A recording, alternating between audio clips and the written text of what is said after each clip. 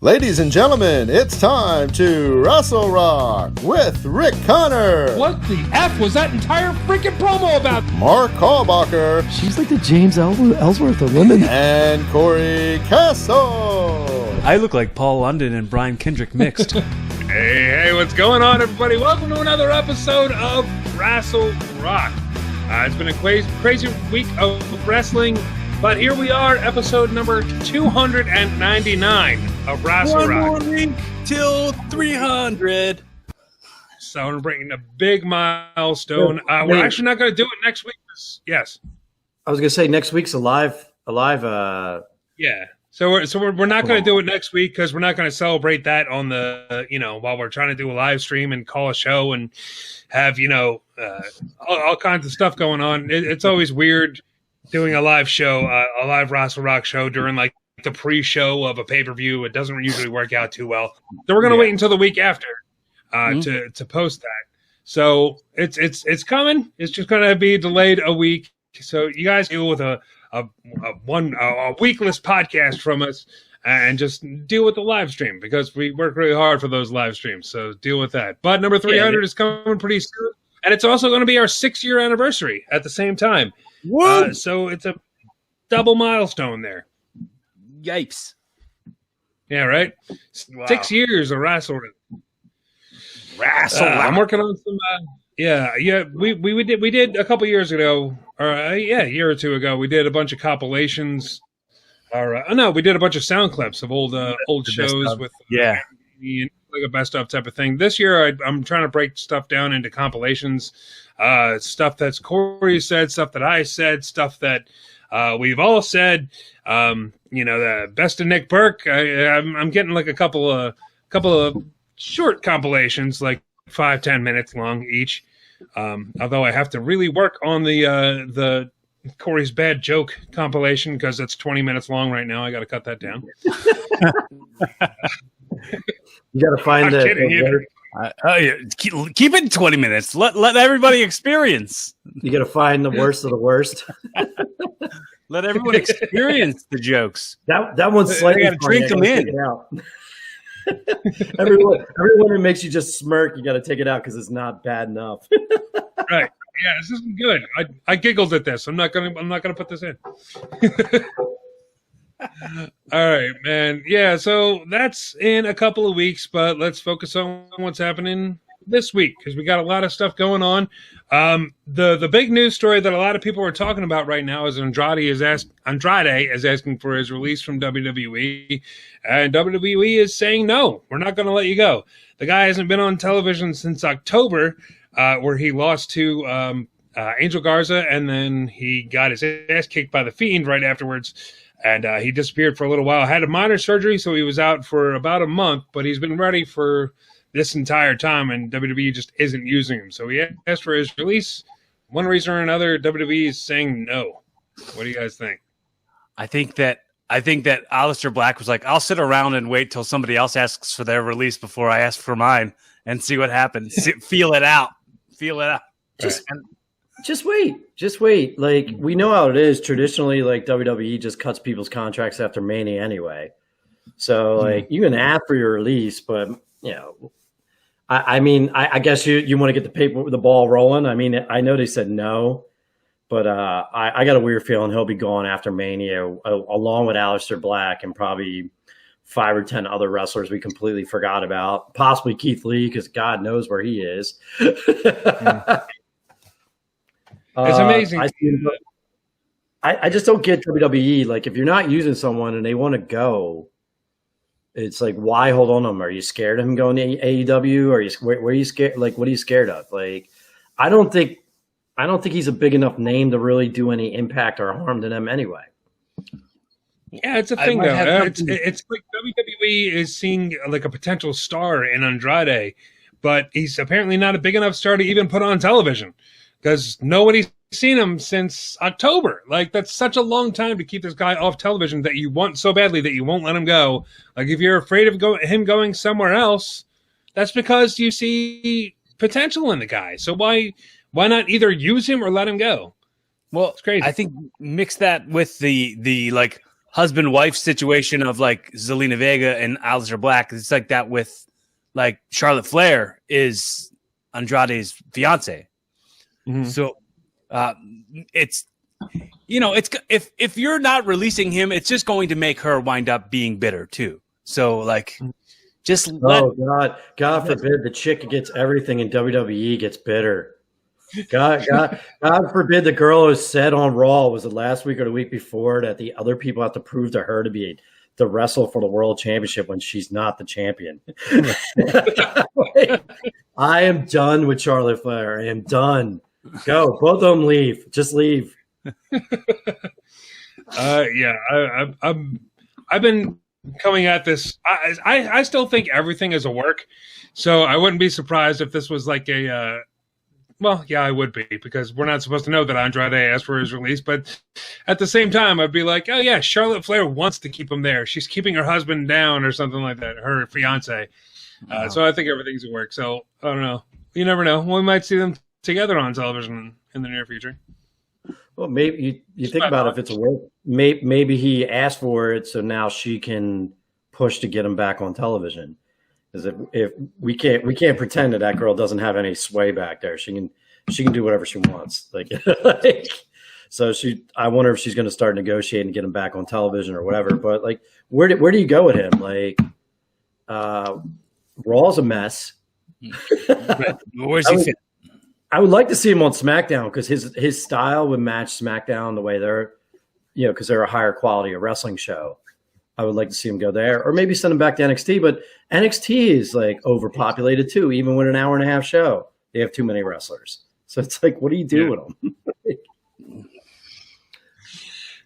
Yeah, man, it's Andrade's so good though. You could, I'd like to see him get into the United States title picture again. I mean, Matt Riddle's got it right now. He's doing an angle with Retribution that nobody cares about.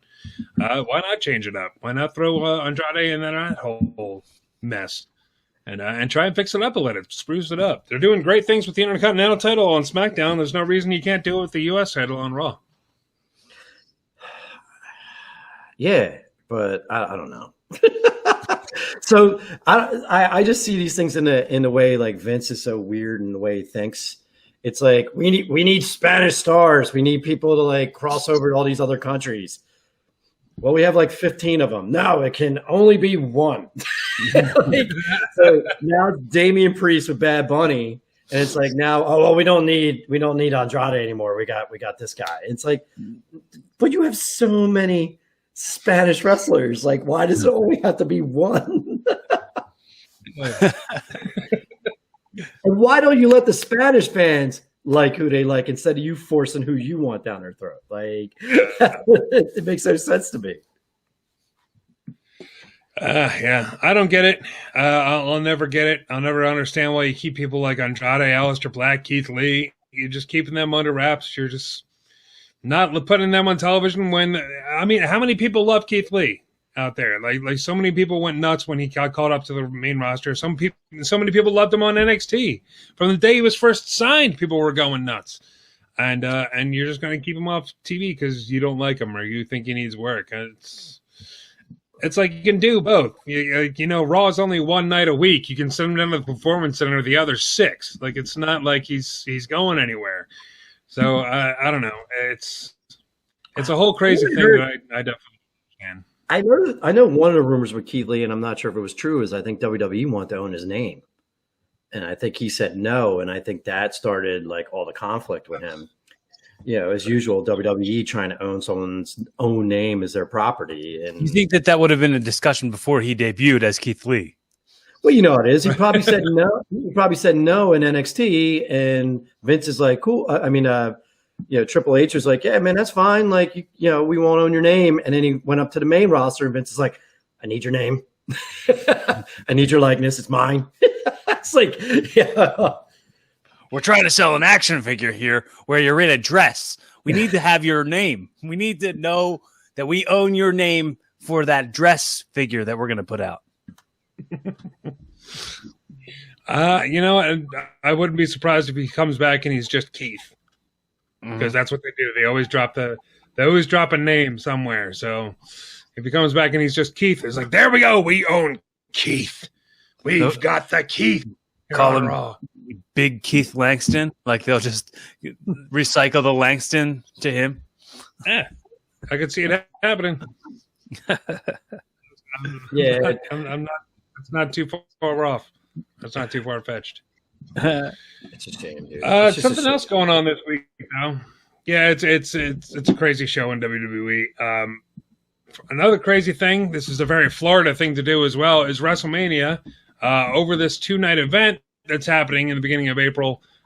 We thought it was going to be a much lower number, but apparently it's going to be at 75% capacity, which is about 45,000 fans per night in Florida. Man, they're doing it up for WrestleMania. We're actually going to get not cardboard cutouts, so I'm excited and also a little scared about that. What do you guys think? Seeing spread again. It's going to be a super spreader event, bro. I really don't care.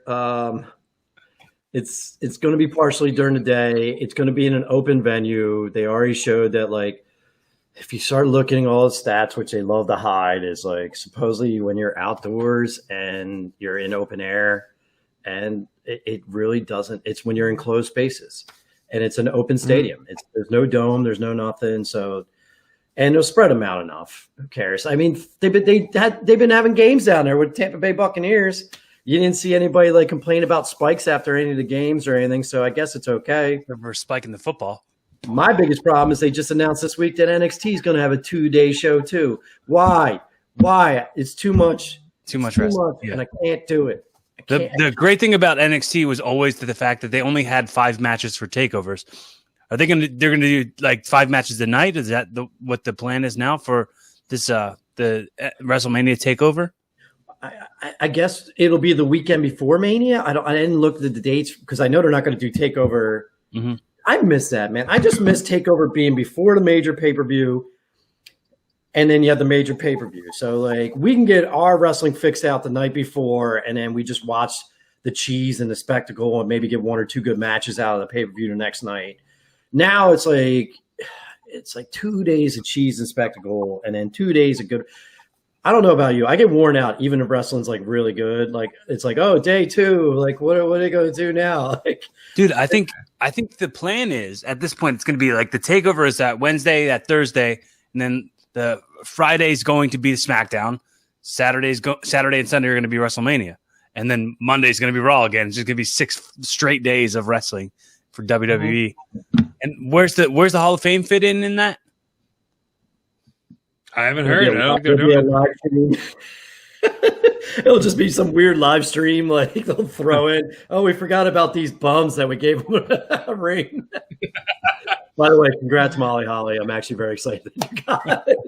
No female deserves it more than Molly Holly at this moment. That's true. You know what? I wouldn't turn down a live stream for the Hall of Fame. I think that would be really good. They did Comic-Con with all, over Zoom. Why not doing it? Why not do the Hall of Fame with, all like that? And here to accept is this person, and then the little box pops up. It's why not? It's not. Is it going to be the big grand spectacle that the Hall of Fame usually is? No, but so what? It wasn't like that in the beginning either. So they just FedExed me my ring. Here it is. Right here. It's just like ripping the package open. It's an unboxing video of their Hall of Fame rings. They would get mad YouTube hits on that. Unboxing my Hall of Fame ring. There's like 30,000 5-year-olds just watching it. I don't know what is with kids and unboxing videos. I don't get it. Meanwhile, a new cell phone comes out, and what's his name? Marcus Brownlee will pull out. I'm like, what? Let me just... He's like, pull out. Yeah, no lie. When the PS5 hit, I was like, oh, who's got it? Who's taking it out of the box? I want to see it. It's nothing. It's somebody taking a piece of plastic out of a box. It's not good content. I don't know. I said the same thing about watching video games on YouTube, like 10 years ago, and now it's all I watch. So I guess I should shut the hell up. You guys just shut up. Could be worse. I went down a shoe cobbler rabbit hole lately. I've been watching guys like resole shoes. No, that is probably the saddest thing I've ever heard from you, Mark. What? I have a lot of shoes. I'm really addicted to just watching people cobble shoes and resole shoes. I learned a lot. It's my passion. It speaks to my soul. I learned a lot about leather soles and and cork. I mean, when I was younger, I kept on watching the same Sesame Street video of them making crayons. So it's all on how it's made, right? Yeah, they had that on Mr. Rogers. They had like they had the videotape that he received from the mailman, and then that's right. Just showed it to us. For some reason, I saw that same episode like 18 times. I don't know why. It's like, I get it. I get how crayons are made. I don't care anymore. I'm 5. Show me the puppets. Yeah, I don't know how to on this conversation, but yeah, man, WrestleMania, 45,000 people per night. The NXT thing. Yeah, I did hear that it's going to be Wednesday on USA, and then Thursday it's going to be on the network for NXT Day 2. And Friday SmackDown, like Cory said, it's going to be Friday SmackDown, the 2 nights of WrestleMania, and then back to normal with Raw. What do you think the turnaround would be if they were like, okay, well, WrestleMania is these 2 days. Let's say like Raw's back to having people, so they just start letting people, like they'll run at what the same building where the Thunderdome's at. They'll just put the seats back in. Mm-hmm. Like, or at least some of the seats. Like, what's the transition? Like, if you're in Florida, and the thing is, like, the rule is, we can only have this amount of people. Why not? The weird thing is, isn't a Thunderdome in an open stadium, but then they make it enclosed? Right. Mm-hmm. I don't know. I don't know why. I don't understand. I don't get it. It could be a weather thing. They're afraid, they can't always have a sunny and clear Monday night, whatever. What if it drizzles? It's going to interfere with it's going to short the dome, bro. The whole all the screens will it's going to interfere with Randy Orton spitting black goo out for the 4th week in a row. Oh, black vomit, lamb. I don't know. I don't know how it works. I don't know how the indoor thing works, because you said it was like 75% capacity for outside events. If it's all open air, I don't know what it's like for indoor events. If maybe they're at like 25% capacity, 50%, whatever. Not only that, man. Don't worry about it, because they're letting people do it on their own accord. So you'll see a lot of people wearing masks out in the crowd and all that. They're still going to wear masks while they're live. Well, they've been doing it at AEW. Yeah, that's what I was about to say. If you've been watching AEW, to see that like there's like a mix of like real paid audience and like just like staff of AEW out there participating, and it's real fun. I like that more than I like the Thunderdome for sure, because it's like you get genuine reactions from things instead of like having stuff piped in. So like you get like chants and stuff that you're not going to get at the Thunderdome for sure. You mean Monday night when they had Randy Orton wrestling AJ Styles, and they were piping and cheering every time AJ Styles was hitting them? But I'm like, wait, AJ Styles is a heel, so I'm not sure.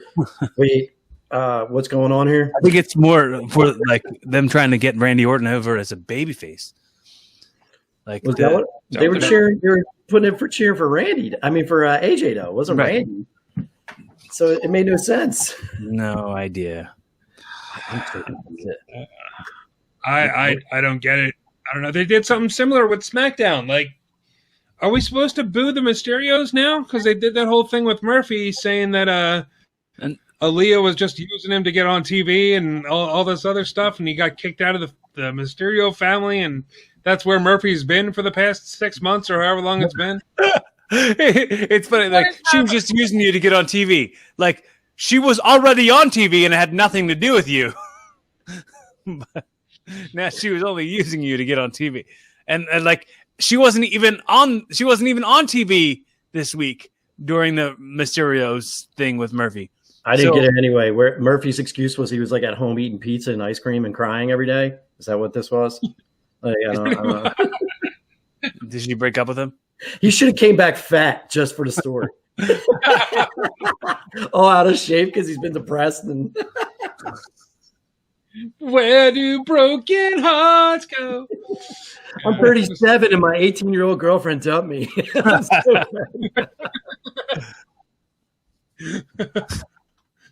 Oh man, yeah. I don't understand the storylines these days. Who's heel and who's face? It's very hard to tell. We just need fans back, and we need Vince to not be senile anymore. It just needs to stop. Dude, we need some storylines. Did you guys see the Inner Circle storyline this week on Impact on Dynamite? Yes.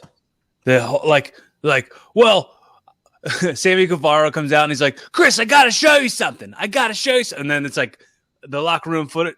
Look, a guy with accusations shouldn't be setting up hidden cameras in any locker rooms. That's something that's a pop up for me. But then it gets to the point where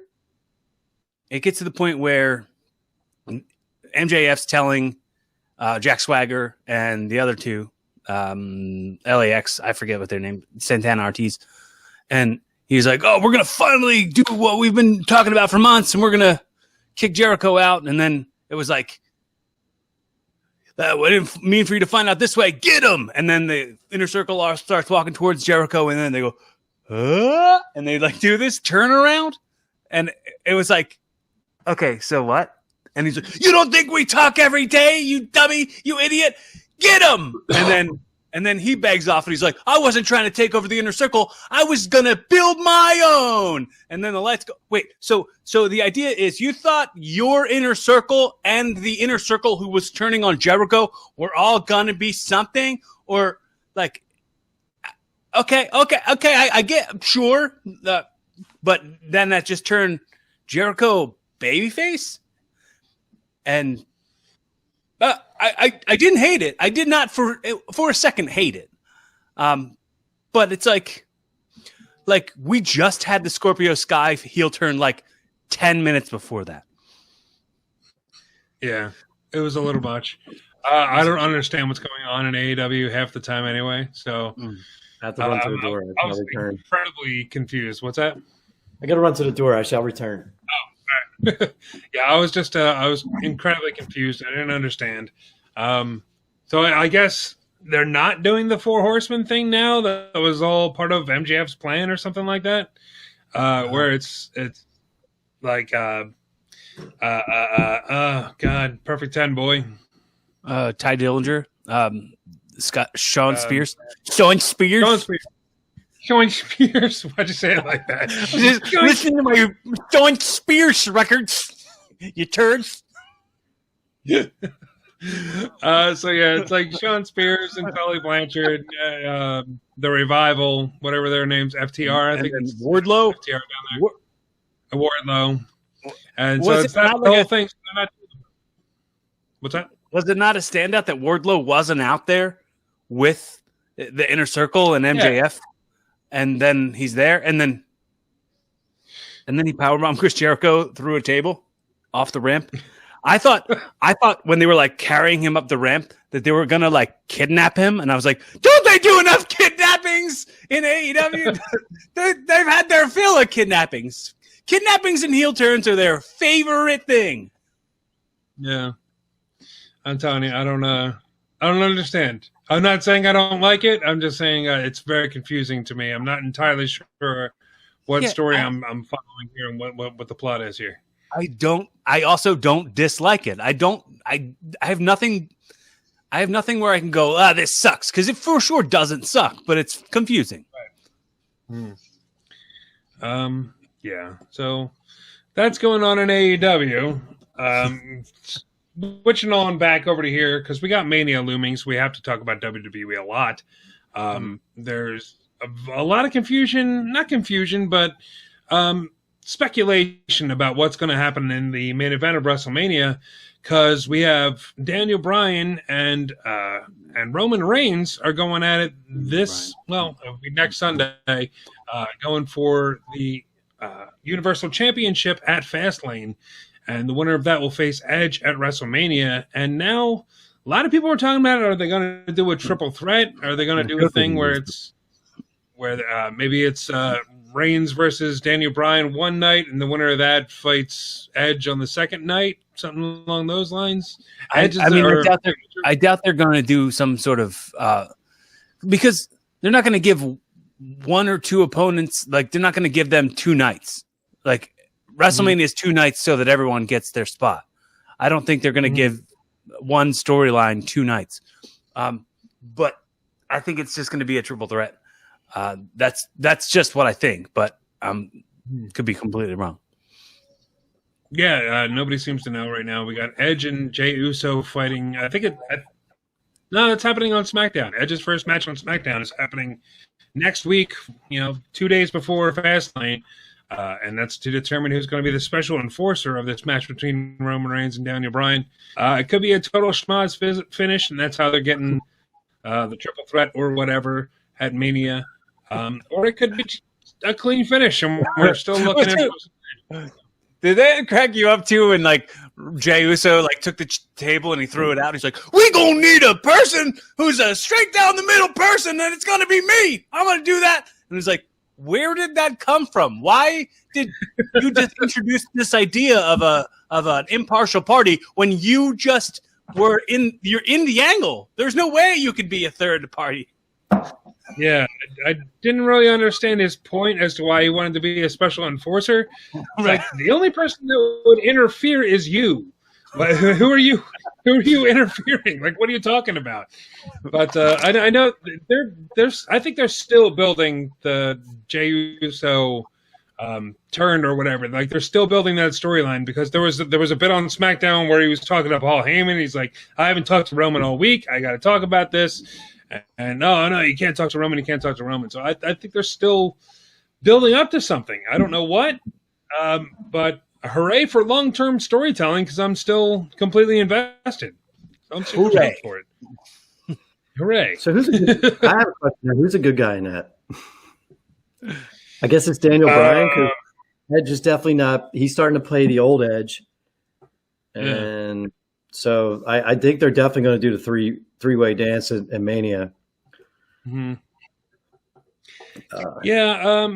It might be something where Edge and Daniel Bryan are both kind of tweeners, because they're both kind of hating each other, and Edge is playing this cocky legend type, like, you were when you were on the Indies wrestling once a week, I was wrestling legends every night and all this other stuff.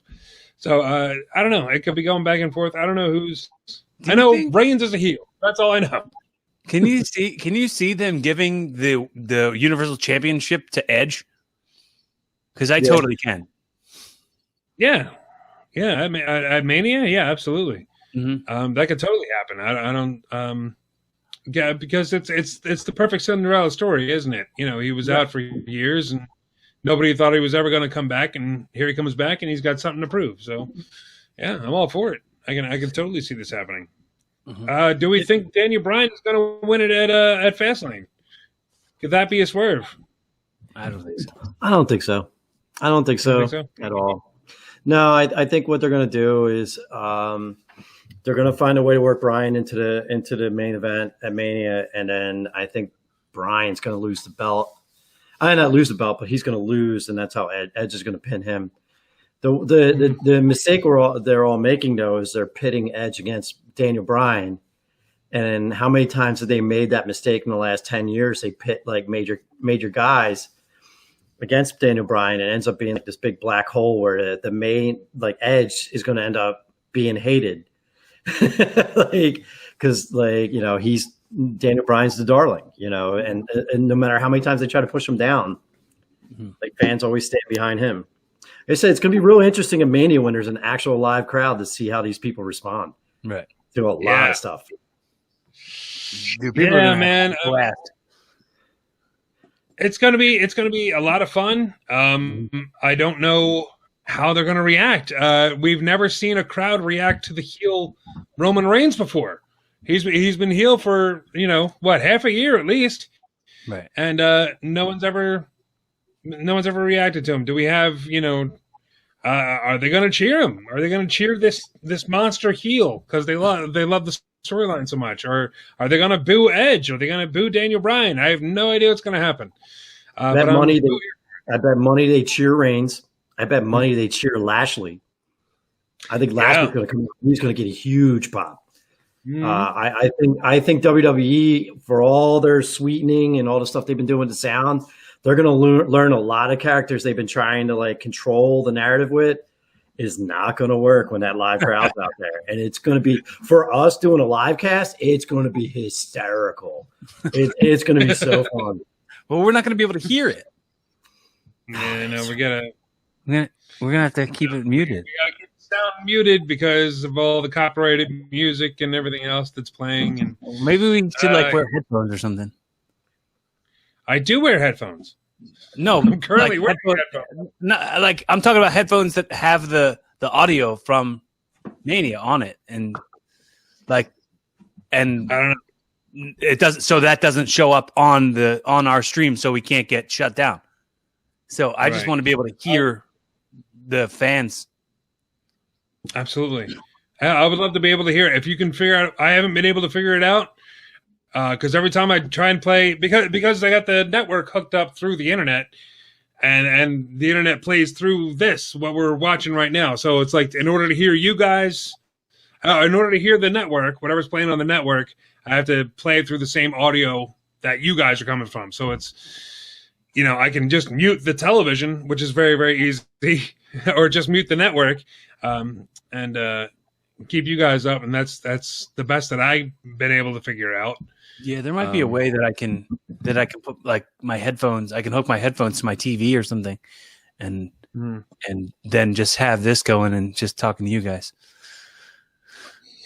Yeah. We'll see. I know my TV doesn't have a headphone jack. I know I've checked several times, so I don't know. I think I could do it. It's not like the commentary would have me captivated and it would miss what I'm doing talking. Oh, it would be so great if they had a track, like if they have an audio alternative that you can just turn the commentary off, like they do with Netflix shows or whatever. Like anything you can change the language. They could do a thing that's just the people reacting and not the commentary. Can they do it where you can pick certain commentators? That would no Michael Cole ever. So I don't have to hear it's boss time or the big dog or any of that stuff ever again. Yeah, he really forces those nicknames and stuff, all those catchphrases that nobody else is doing. Nobody else cares. It's not selling any additional merch because you're saying it's boss time. Jeez. Oh, speaking of who's a face and who's a heel, I guess she's a heel again. Yeah, it seems like it. No idea.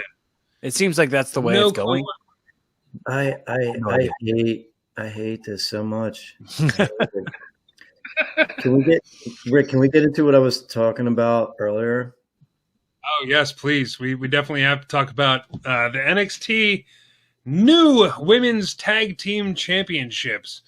This kind of came out of nowhere. I'm not happy. We need more belts. Apparently we need more belts, and the people that we put over in the tag team tournament lose immediately. What the hell is going on? It's insane. So we do this where we do this thing where we add 2 more belts, which we don't need. All the fans, all they want to do is see Dakota Kai, Raquel beat Nia Jax and Shayna Baszler, and was hoping that they were going to do it at Mania, right? We all wanted to see this. All the fans wanted to see this. They do this jerk move last week where Adam Pearce steals the belts from them, and then all of a sudden they just produce 2 new belts. But then not only do they get a chance to celebrate with the new belts, which is sweet, whatever. Hey, they got their first ever NXT champions. You have 2 faces that come out that act like absolute heels and go, hey, we're going to wrestle you for your belts on the first day. You just got them. and they win them. It was one of the grossest. I don't know what's going on with NXT, but it's booked like Raw. The entire NXT was booked like Raw. And I was just getting angrier and angrier as I was watching it with like distractions and this and that. And like, I was so mad by the time the main event came up, which those guys killed it. Balor and Adam Cole were amazing again. I didn't even care. I did not even care. I've never seen anything so infuriating. It's like you want to celebrate women, you want to push women's wrestling, you want to do all this stuff. You have two girls, you hand them belts. They don't even get a chance to celebrate or make them like put them on any kind of pedestal. You just take the belts away from them right away so you can do what you always do, and that's break up a tag team so you can make Raquel the star, and then Dakota Kai fades into the background.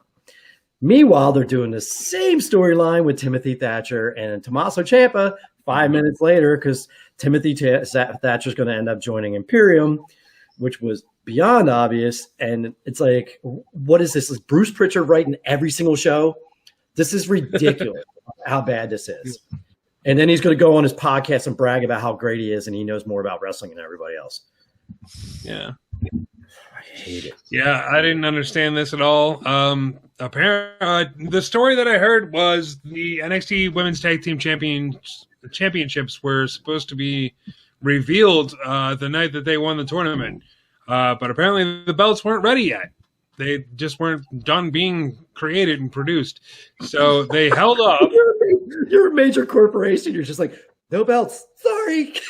Well, I think it would have made the like celebration part a little like pooey because like they'd be like, oh, here's the trophy. You guys got the trophy, and the other guy, the what the hell are the kid's name? MSK. They're like, oh, MSK's out here, and they got a trophy, and they're like, oh, we'll just watch you guys get belts. And we'll just eat this popcorn as we watch you guys get belts. Neat. I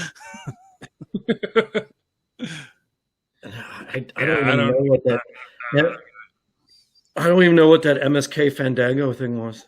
It was so rawish, like the dancing with the outfits, and it's like I've never been angry at an NXT show. That was the first time I was like furious, like just watching everything that was going down. Tony Storm and Io Shirai had a half decent match, though. I have to admit that was pretty good. Yeah, the wrestling on NXT is always solid. It's just the booking has gone downhill a lot, and it's not good. It's like no, they're just. It feels like they're doing what they're doing on Raw, which is writing it that day because somebody threw out was already written, and it's not good. It's not a good way to book. It's not a good way to do a TV show. It's a snake that's eating its own tail, man. It's very much like designed to like probably. It seems like it's designed to fail. It seems very self-sabotaging. But the same thing I said with the NXT. I'm sorry, with NXT. The same as I said with AEW. It's like you have too many angles that are too similar on the same event, the same night, the same shit, same stuff happens that sort of looks exactly like something else that just happened minutes ago. Not only that, Corey, they're literally all the shows are booking the same as all the shows. Mm-hmm. AEW's booking looks so similar to what NXT is doing, what Raw is doing. Like as much as AEW keeps trying to act like they're the alternative, their storylines are almost exactly the same. Yeah. Mm-hmm. And not only that, you're talking about the whole MJF. Because I had to run to the door. They look like they just created that team and did 2 swerves just to try throwing fans off the track. Oh yeah, it's so predictable with everything going on. Yeah, they were like, "Oh, we'll show you. You can't predict this. We're going to do something worse. We got you. Oh, we'll show you. You'll see."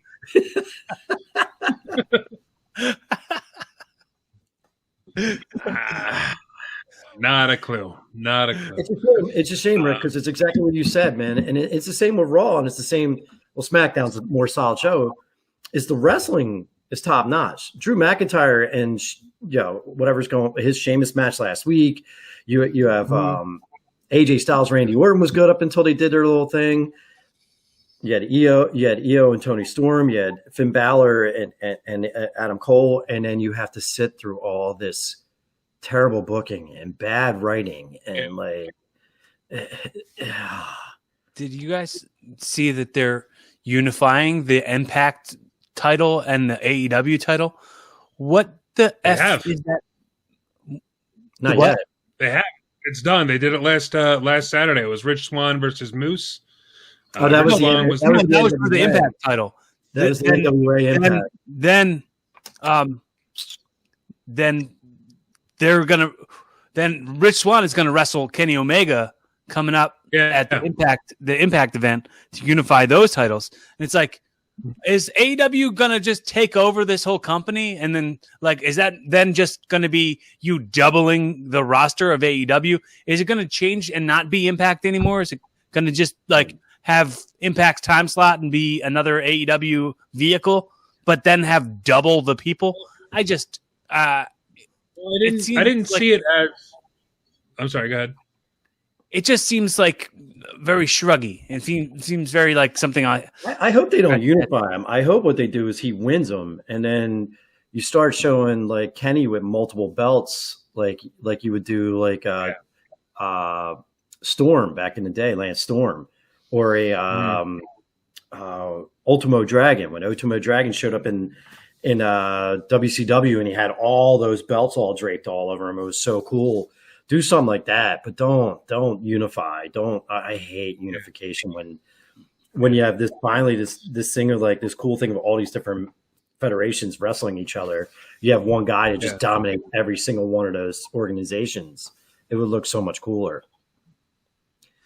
Yeah, that's what would make the most sense if it was just Impact versus AEW and the winner gets both belts, not let's make a unified, because they're two different companies. Why would you unify them? It doesn't make any sense. So they're labeling it as a match. They're not saying a unification match when they're taking. They're saying it's title versus title.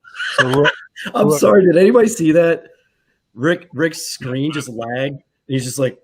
Did it? I'll have to watch it back. I'm sure it was hilarious. You need to take that picture and use that for your Eddie Valentine picture every time, you want to be on the screen. I'll have to go through slow motion frame by frame, and I'll find it if it doesn't work. Yeah, man. So we'll see what happens. That's at what is the pay-per-view called? Rebellion? AEW's pay-per-view? That's something the along Impact. those lines. Crossroads, named after Cody's finisher. Because oh wait, that just ended. Because Cody has no ego. Let's name a pay-per-view after my finisher. But he should be up in the angle. If his ego's that crazy, he should be pushing himself as the main event. But instead, they created a whole new belt for him, and he lost it right away. So I mean, I don't look at it as Cody Rhodes' ego is too out of control. I think Cody Rhodes is too humble. If he's the most respected wrestler on that roster, and he's not pushed to the moon like he should be pushed to the moon. So you're saying he's the anti-Charlotte Flair? Yeah. Okay. He's the opposite of that. Yeah. Cody, I don't know. I have a love-hate relationship with Cody. He's a great worker, but I'll give him this. He listens to the fans a lot. When the fans come out and say, "Hey, you're pushing yourself too much. You keep on putting yourself in title situations, and you're always in the main event," he backs off. He does back off. He listens to the fans. He doesn't want to be that guy. He's trying not to be Triple H at this point. And for the longest time, since AEW existed, it was Cody pushing himself all the way. Like you said, Cory, he created his own belt, and he had that for a while, for a couple months, I think. But he lost it, and he's better. I'm making fun of him, but if I owned my own wrestling federation, I would be champion of the universe. I would just call it the Mark Kalbacher title. So no matter what, they had to call my name every time they won the title. I would just do like really bad ego shit like that. You have to call it like the memorial title. And people are like, you're not dead. Why is it the Mark Kalbacher memorial title? Mark Kalbacher's fighting for it. What is happening? On the title, instead of like the Federation Championships, it's just MWK across the front. And then they get their name and a small nameplate on the side, and that's it. Just like WWE. By the way, did anybody notice that before he lost the belt, how like smart Miz is? He was wearing the WWE Championship upside down when he was coming to the ring, so it looked like it was a giant M. Did anybody notice that? Like in the 20 minutes he had the title. Well, the side plates were the M's upside down. The side plates were just the WWE logo upside down. Well, the night he lost the title to Bobby Lashley, he came out and he actually wore the belt upside down, which was That's awesome. funny. That's cool. As much as people trash Miz. Miz is great. I love the Miz to death, man. Even if he's in this, crazy, goofy type of role, the guy can work, and the guy is smart, and he's good on the mic, and he's great. I do like the Miz. I kind of wish they held off giving the title to Lashley until Fastlane, at least. Don't have him go into Mania with it, but I mean, it would have been. I think it would have been a bigger deal. Maybe that's just me. Maybe I'm wrong. I don't know, but I think it would have been just to see the Miz duck Lashley for 4 weeks until Fastlane. I think would have been kind of cool and built up the match a bit. If they did it weekly instead of doing 3 in one night or 2 in one night and then the third one, because I think it would have been too much. But if they did if he ducked them per week, it would have worked. Yeah, they definitely should have made it seem like as if the Miz did deserve to be the WWE champion. Having him go, well, no, well, I'm contractually obligated to defend it against this person, not you, Lashley. And then just have matches against other people and have him be enhancement talent or whatever. Be like, oh, he earned it. There was a tournament for him to earn it. And oh, it was filmed somewhere else. In Rio de Janeiro, there was a tournament, and he won, so he got. That'd be brilliant. I'd laugh my ass off if he did. They would have a fake backdrop. They would just have a fake backdrop of wherever they are. Yeah. And John Morrison's dressed in clothes to make it look like they're there. With his weird "someone punch me in the throat" voice he does anymore. His head has a big fake mustache on. His half Macho Man Randy Savage voice he does nowadays. I don't know what happened. Why is he doing that? I hope that's deliberate and we're not making fun of him if he's sick. If he's got some slight throat problems, we're going to get some angry comments. But let's. With a set of abs like that, doesn't matter if he's sick. Right. Yeah. You got some sick genetics. I'll take abs like that and a bad voice. Cool. I would walk around shirtless every day, no matter how cold it is, with abs like that. You kidding me? It was like a full parka, like a full like a big thick coat. And as soon as you come inside, you unzip it, you're shirtless underneath. It's like, all right, man, it's cold outside. I was thinking of my stepbrothers. He's like, you see this? I showered. I soaked this up with Kiehl's at night or whatever. See this? You look like you want to punch me in my face. I have COVID, but have you seen my abs? Wears a half shirt that says I have COVID on it. Just brings the old half shirts back. All right, man, it's about that time. Each week we decide to throw a spotlight on one person every single week who deserves a little bit of a shine. And whoever shined I'm messing this intro up. Let's do Who Wins Wrestling. Who wins wrestling? Blah, blah, blah, blah, blah, blah. Who wins wrestling this week? Who wants to go? Who's got one? I'll go. Okay. I'm gonna say Big E.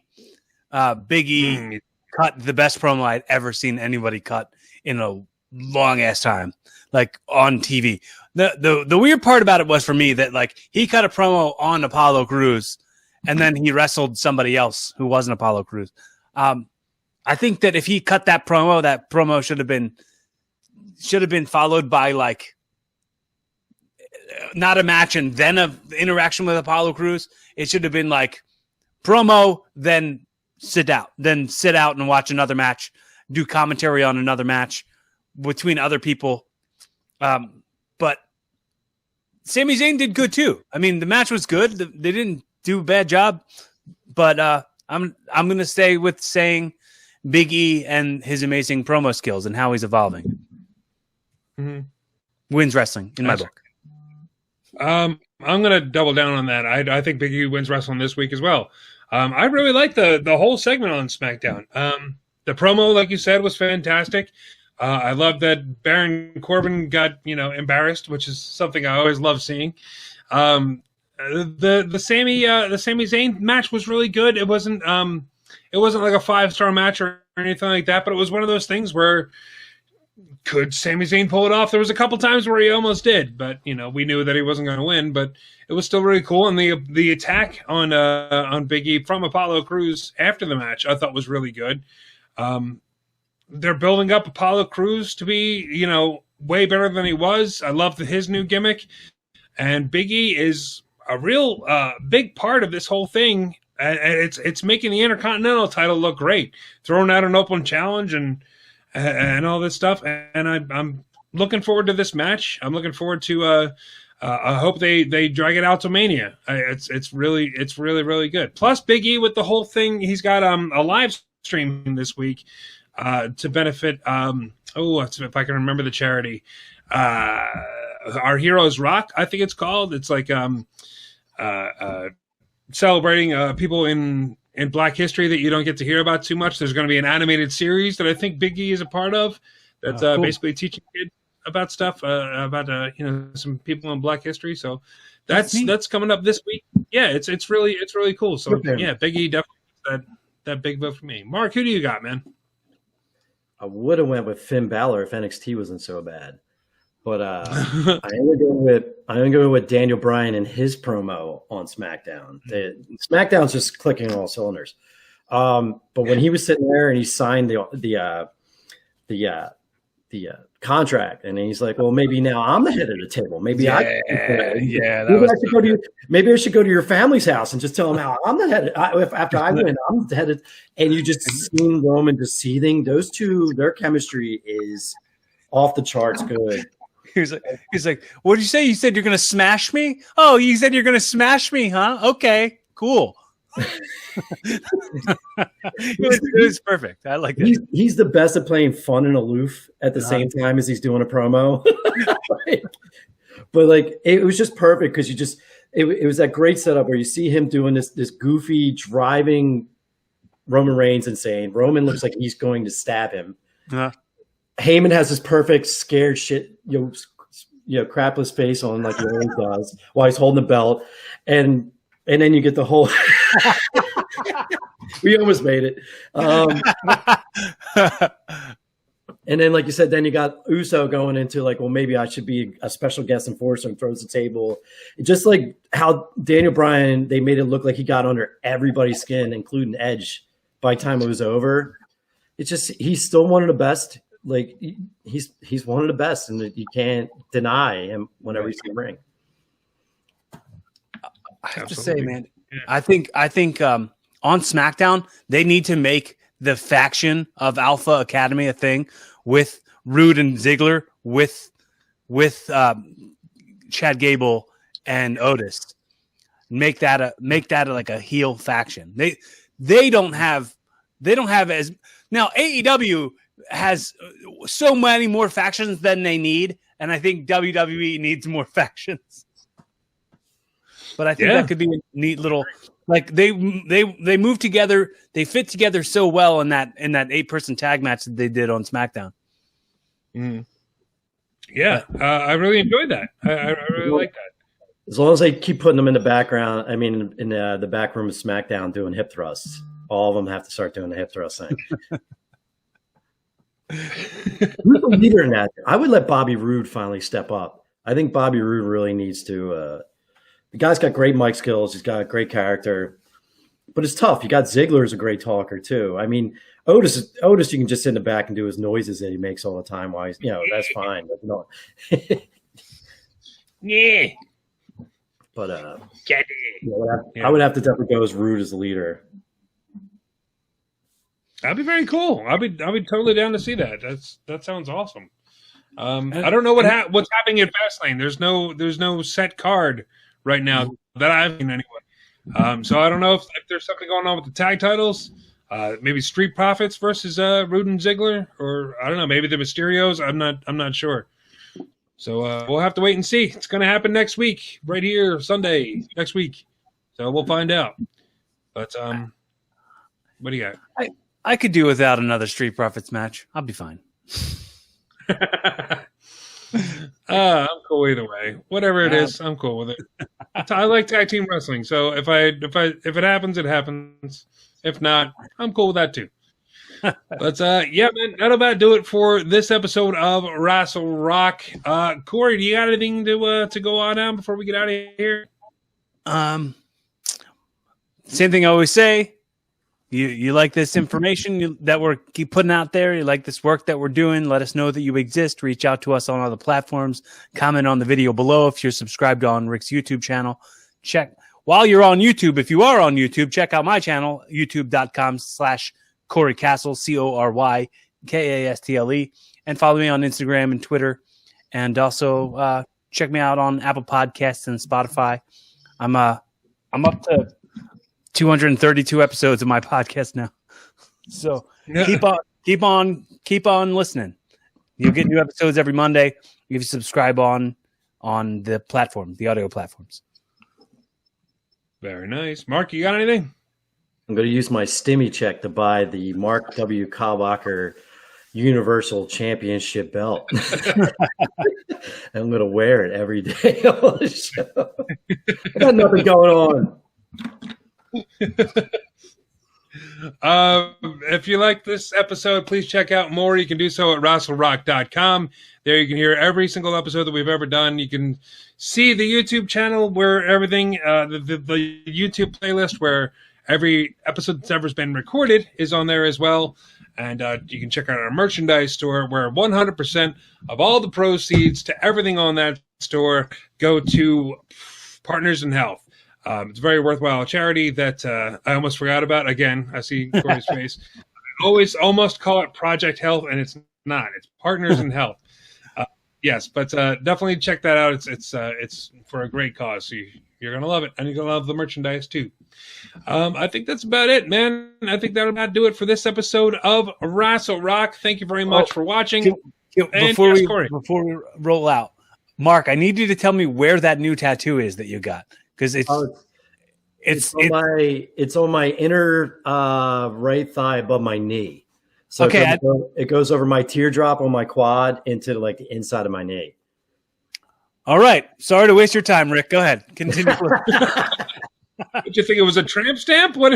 I had no idea. No, it's like an indescript like you just see a slab of skin with a tattoo on it. So I always wondered where that is when people just post the picture of the tattoo itself and not like the zoomed out context. It's in a very sexy spot. Don't you worry. And it's a butterfly. So that could be, you can bring back the old Divas title and that'll be the Mark Kalbacher. Mark Kalbacher Universal Championship. It's got your Bill Murray butterfly on it. All the plates are just different pictures of Bill Murray. Love it. I love it. All right. That'll about do it for this episode of Wrestle Rock. I'm Rick Connor. I'm the champion of the universe. Cory Castle. And let's take it out like we always do with Mr. Nick Burke. It's so hard to say goodbye to yesterday.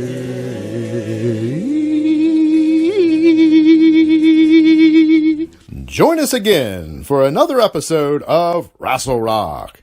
This has been Jay Davis speaking.